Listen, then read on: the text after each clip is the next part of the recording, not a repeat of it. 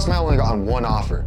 Not because buyers didn't exist, but because competition might have just been a problem for your realtor's paycheck. And most homeowners have no idea this can happen. Today, I'm gonna explain how some agents try and double dip and how that can kill the profits on your home. So let's start off with something that homeowners hear all the time. They list their home with the agent and the agent calls them up and says, hey, good news, Rob, good news. Good news, man. We got an offer. But then they say something like this. It's the only serious one. Or, this might be the best one you're gonna get. So you're over here thinking, it's just because of the market. That's why we only have one serious offer. But here's the question that most homeowners never ask themselves. What if your home could have 5 offers, but you only heard of 1? If we go ahead and do a quick Google search, we could see that around 70% of real estate agents didn't sell a single home in 2025. This data means that thousands of agents are competing for very few deals. And when most agents aren't closing deals, their priority stops from getting you the absolute best price to just getting the deal done and getting paid. But let's say your home was $1 million.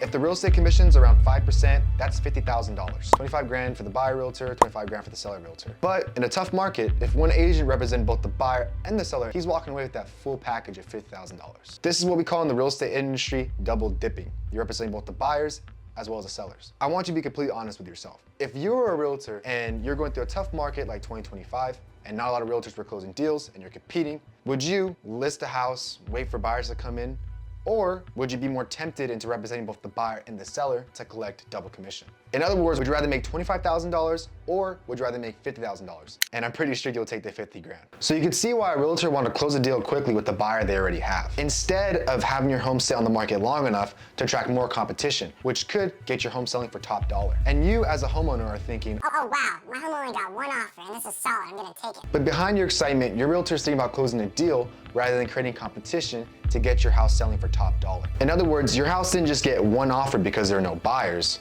It might have been because competition wasn't good for your realtor's paycheck. And this is the problem with the traditional real estate system. It's always the same person controlling who sees the home, who brings the buyers, how the negotiation happens, and obviously how they get paid. And now with this problem, realtors, a lot of homeowners may never see the true demand for their own home. This exact problem is exactly why we are building Real Estate Link. Real Estate Link is an app that connects buyers and sellers directly.